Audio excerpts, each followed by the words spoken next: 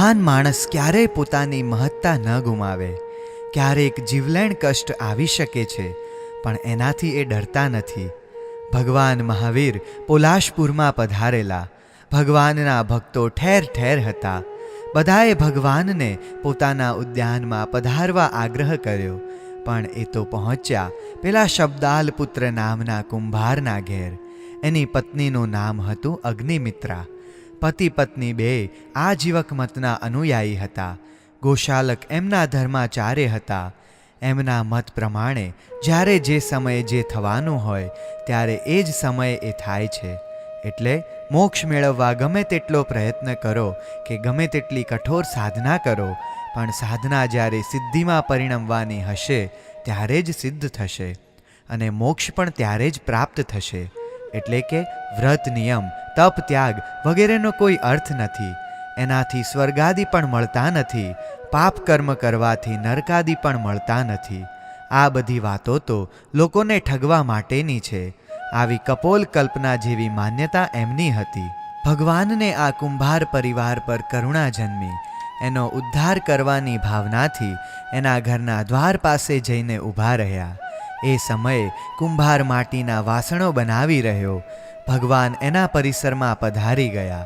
શબ્દાલ પુત્રની પાસે જઈને વસ્તીની યાચના કરી. જે દિવસે ભગવાન પોલાશપુરમાં પધાર્યા એના આગળના દિવસે રાતે બધા ઊંઘી ગયેલા હતા. ત્યારે શબ્દાલ પુત્રને સ્વપ્ન આવ્યું હતું કે આવતીકાલે કોઈ મહાત્મા પધારવાના છે. એમને વસ્તી, વસ્ત્રપાન વગેરે આપવાથી ઘણો લાભ થશે. અને બીજા દિવસે ભગવાન પધારી ગયા. એટલું જ નહીં, ભગવાને કહ્યું કે તને આવું સ્વપ્ન આવેલું છે, અને સાધુ સાધ્વીજીઓને વસ્તીનું દાન કરવાથી એમની સાધનાનો 6ઠ્ઠો ભાગ વસ્તી દાતાને મળે છે. માણસ માણસની વાતનો અસ્વીકાર કરે, પણ સ્વપ્નની વાતની કોઈ ઉપેક્ષા કરવા તૈયાર ન થાય. ભગવાનને ભાવથી એણે વસ્તી આપી. ભગવાનની તન મનથી ભક્તિ કરી. એની પાસે 500 દુકાનો હતી. બધી દુકાનો ભગવાનને આપી દીધી અને કહ્યું, આપે મારા ઘેર પધારીને મને લાભ આપ્યો છે. આપે મારા જીવનની ધન્યપણનો અનુભવ કરાવ્યો છે. શબ્દાલ પુત્ર વિચાર કરે છે કે અહો, મેં મારા સ્વપ્નની વાત કોઈને નથી કરી, તો પણ આ ભગવાનનું જ્ઞાન કેવું અનુપમ છે. સામાન્ય માણસને આવો બોધ ન થાય. હવે મારે એમની સેવામાં રહેવું જોઈએ. એ ભગવાન પાસે જાય છે. પોતાના મનની શંકાઓ રજૂ કરે છે. પોતાની માન્યતામાં ક્યાં કચાશ છે એ પૂછે છે. અને એમ કરતાં જ્યારે એને સ્પષ્ટ બોધ થયો ત્યારે એની પત્ની અગ્નિમિત્રાને ભગવાનની પાસે લઈ જાય છે. ભગવાને એને પણ ધર્મનો બોધ આપ્યો. એની પણ શંકાઓ દૂર કરી. પતિ પત્ની બેયના દિલમાં ભગવાનના માટે પ્રેમ, ભક્તિ અને બહુમાન જાગ્યા.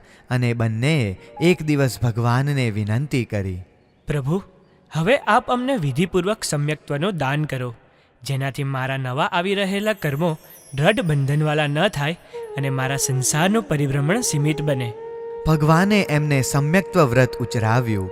ઉભય પોતાની જાતને ધન્ય માનતા, વ્રતોમાં કોઈ દોષ ન આવી જાય એની સતત કાળજી રાખીને જીવન પસાર કરતા. ગોશાલક એ સમયે પોલાશપુરથી ઘણે દૂર ન હતા. એમને મળવા માટે કોઈ ગયું. ત્યાં જઈને સમાચાર આપ્યા કે આપના ખાસ શ્રાવકને ઘેર વર્ધમાન કુમાર આવ્યા, જેમણે સંવર ભાવનો સ્વીકાર કરેલો છે, અને એમ પણ કહે છે કે એમને કેવળ જ્ઞાન પ્રાપ્ત થયું છે. દેવો આવીને એમના સમવસરણ વગેરે નિર્માણ કરવા રૂપે એમની સેવા કરતા હોય છે. એમની વાણીની મીઠાશ હોય છે, અને એ જે બોલે તેમાં ઓછા શબ્દોમાં કથનીયની સ્પષ્ટતા કરવાની આવડત હોય છે. આ બધા કારણોને લઈને જે તમારો એક ખાસ ભક્ત પોલાશપુરમાં રહેતો હતો, જેનું નામ શબ્દાલ પુત્ર અને એની પત્નીનું નામ અગ્નિમિત્રા હતું, એ બંનેએ ભગવાન વર્ધમાન સ્વામી પાસે એમનું સમ્યક્ત્વ દ્રવ્યથી અને ભાવથી સ્વીકાર કર્યું છે. વાત કરનારની વાત કરવાની પદ્ધતિ વગેરે જોયા પછી એમના અંતરમાં ઉલઝનો ઊભી થઈ.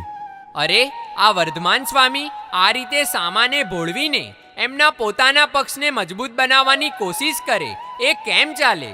મારે તાબડતોબ પોલાસપુર જઈને એ બંનેને પાછા પોતાના પક્ષમાં સ્થિર કરવા પડશે. એક માણસ જાય તેનો વાંધો નથી, પણ ચોર ઘર ભાળી જાય એનો વાંધો છે. ગોશાલક પોતાના પક્ષને મજબૂત બનાવવાના લક્ષ્ય સાથે ત્યાંથી નીકળ્યા. પોલાશપુરમાં અગ્નિમિત્રા અને શબ્દાલ પુત્રને ઘેર મળવા જાય છે. અતિથિ તરીકે એમનું સ્વાગત કર્યું, પણ પોતાના પૂર્વના ગુરુ કે ધર્માચાર્ય તરીકે એમનું બિલકુલ સન્માન ન કર્યું. ગોશાલકને એક આસન પર બિરાજમાન કર્યા. શબ્દાલ પુત્રની સાથે એમણે ચર્ચા કરી. નિયતિવાદનો છેદ ઉડાડતા શબ્દાલ પુત્રે સ્પષ્ટ વાત જણાવી દીધી. નિયતિનો મારે અપલાપ કરવો નથી, પરંતુ પુરુષાર્થ વગર નિયતિ પાંગડી બનતી હોય છે. બીજમાં વૃક્ષ બનવાની નિયતિ હોવા છતાં રસોડામાં રહેલા બીજથી ક્યારે વૃક્ષ ઉત્પન્ન થતું નથી. ભોજનની નિયતિ હોય અને સામે ભોજન પડેલું હોય તો એ આપણા મોંમાં આવીને પડતું નથી. રસોડા સુધી જવું જ પડે છે. કોળીઓ સ્વયં હાથમાં લઈને મોંમાં ન મૂકીએ ત્યાં સુધી આપણે ભોજન કરી શકતા નથી. એટલે નિયતિ મહત્ત્વની છે. એ જ રીતે પુરુષાર્થ પણ મહત્ત્વનો છે. માત્ર નિયતિને માનીને બેસી રહેવાથી તો ભૂખ્યા રહેવાની સ્થિતિ આવશે. ગોશાલક શબ્દાલ પુત્રને ન સમજાવી શક્યા. પોતાનો નિયતિવાદ પ્રસ્થાપિત ન થતાં અંદરથી એ વ્યગ્ર હતા. ત્યાંથી રવાના થયા. એમણે વિચાર કર્યો કે આ બધી ગરબડ વર્ધમાને કરી છે. એ પોતાની જાતને સર્વજ્ઞ માને છે, પણ એને હવે ઠેકાણે લાવવો જ પડશે. એ ઠેકાણે આવશે પછી એના બધા અનુયાયીઓ મહારાજ થઈ જશે. પછી કોઈ ચિંતા નહીં. મહાવીર પ્રભુ એ સમયે શ્રાવસ્તી નગરીમાં વિચરી રહ્યા હતા. નિત્ય નિયમિત રીતે ત્યાં એમની દેશના ચાલે છે. હજારો માણસો દેશના સાંભળવા આવતા. પોતાના અંતરમાં થતી શંકાઓના સમાધાન વગર પૂછે ભગવાન સૌને આપતા. સૌના મુખમાંથી શબ્દો નીકળતા કે આવા જ્ઞાની તો કદી જોવા કે સાંભળવા જ નથી મળ્યા.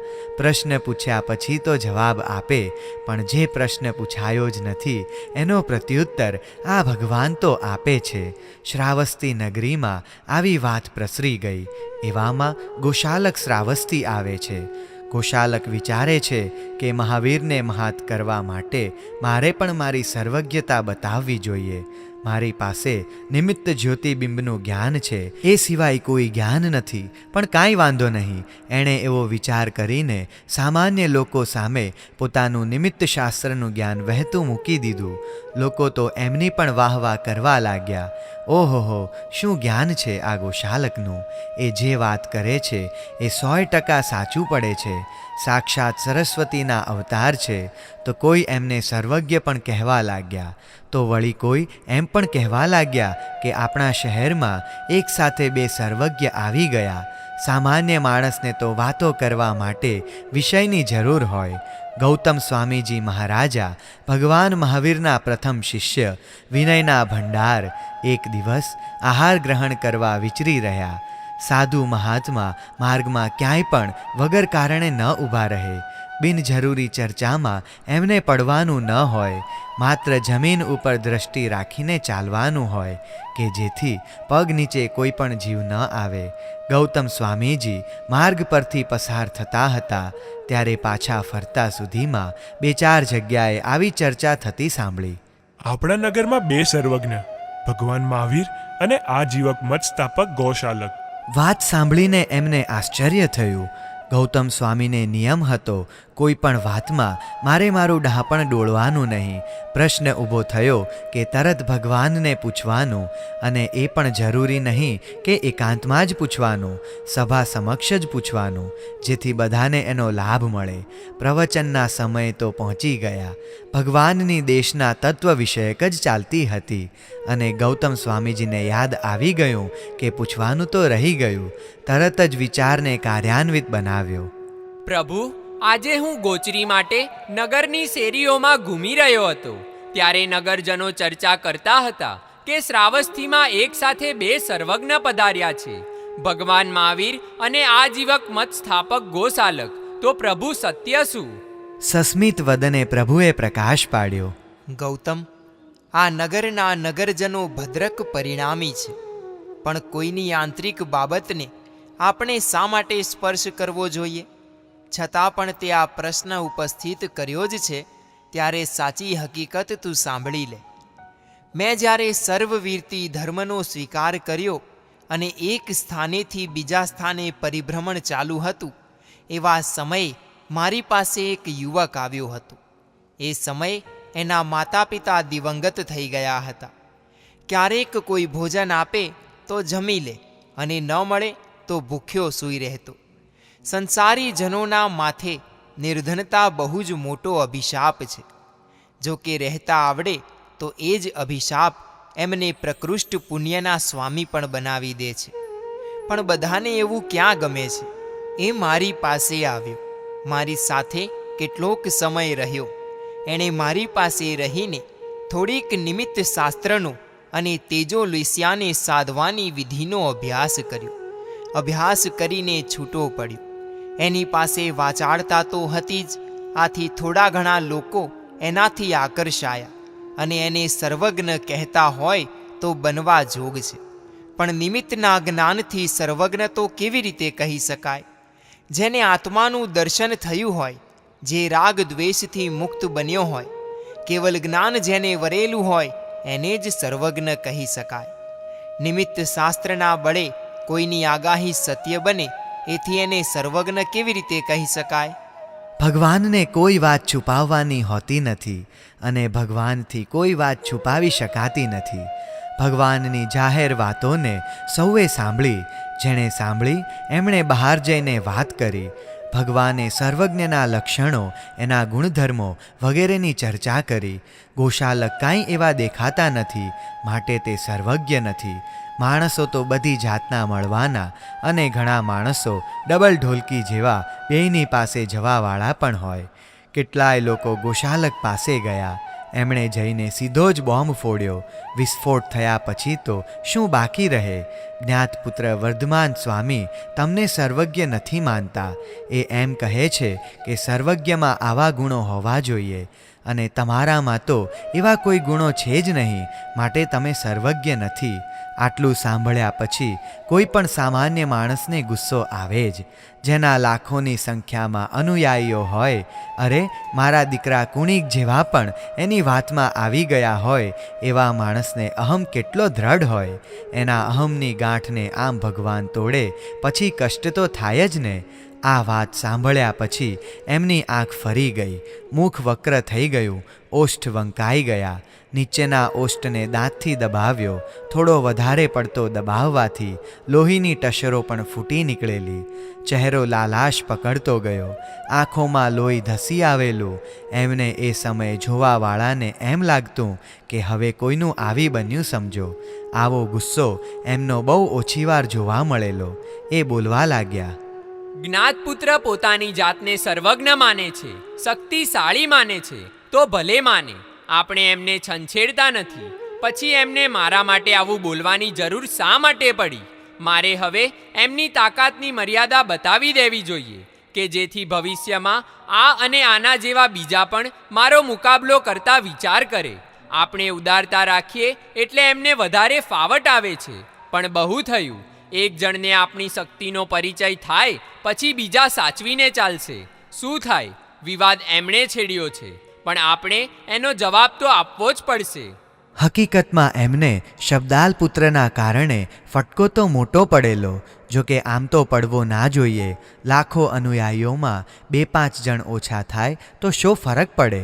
ફરક એ રીતે ભલે ન પડે, પણ બીજી રીતે તો પડે જ. સામાન્ય રીતે તટસ્થ માણસ વિચાર કરે, આ ભાઈ આમના અનન્ય ભક્ત હતા, તો પણ એમને પેલાની વાત સાચી લાગી, માટે પેલાની વાતમાં તથ્ય હશે. આવું માનવા પ્રેરાય અને પોતાની ક્ષતિ જાહેર થાય. હમણાં જ હું જઈશ અને જ્ઞાતપુત્રને મારા સર્વજ્ઞપણાનો પરિચય કરાવી દઈશ. એ એના મનમાં સમજે છે શું? મારી પાસે તેજો લેસ્યા છે, હું એનો પ્રયોગ કરીશ. એને કોઈ બચાવી નહીં શકે. આજે તો એને મારી તાકાતનો બરાબરનો પરિચય કરાવી દઈશ. એ જે મકાનમાં હતા એમાંથી બહાર નીકળ્યા. એમની સાથે એમના સાગરીતો પણ બહાર નીકળ્યા. ઓટલા સુધી આવ્યા પછી નાક ઉપર આંગળી મૂકીને જોયું કે શ્વાસ કેવા ચાલે છે. એ જોયું બરાબર ચાલતા ન હોય તો આપણા કાર્યો સફળ ન થાય. સ્વર વિજ્ઞાન પણ એક વિજ્ઞાન છે. એ માણસને સચોટ માર્ગદર્શન આપે છે, પણ એનું સાચું અર્થઘટન આવડવું જોઈએ. અર્થઘટન ખોટું થાય તો માણસ અટવાઈ જાય. ગોશાલકે નાક પર આંગળી મૂકી અને મુખ ઉપર એક અકળ છાયા ફરી વળી. થોડી જ વારમાં એ છાયાને તો એમણે દૂર હટાવી દીધી. પોતાના શિષ્યોની સામે એક આંખ ફેરવી, મનમાં સંતોષ થયો, ફરીથી પગ ઉપાડ્યો એટલામાં સામેથી આવી રહેલા કોઈ સાધુને જોયા. એ મહાત્મા ભગવાન મહાવીરના શિષ્ય હતા.